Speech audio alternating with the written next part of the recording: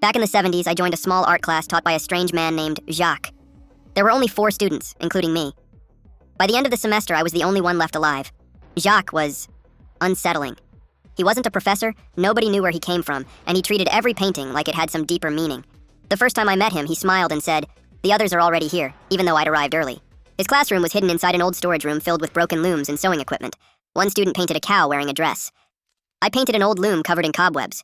Jacques studied our work carefully before saying, "Quite the contrast. A happy swine beside a sad old loom." Something about him never felt right.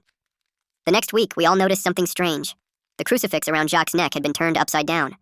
None of us said anything during class, but afterward we agreed to meet that night and figure out what was wrong with him. By then we'd convinced ourselves he was some kind of occultist, maybe even dangerous. When everyone gathered, I apologized for arriving late. I was carrying 2 buckets, one filled with paint, the other with tools. I smiled and told everyone I had a surprise. I asked them all to close their eyes. They trusted me. The strongest man died first, a hatchet buried in his neck before he could even scream. The second opened his eyes just in time for a letter opener to pierce his throat.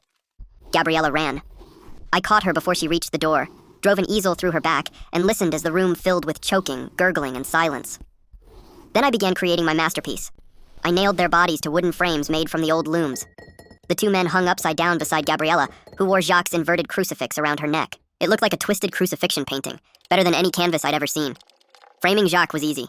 I planted the murder weapons, painted a pentagram in his home, forged a confession, and returned his altered necklace. The police believed every word. Jacques was executed for murders he never committed. But none of that happened in the 1970s you were probably imagining. I never said which 70s. It was 1872. The records disappeared when the Great Boston Fire destroyed them months later. I've been alive ever since.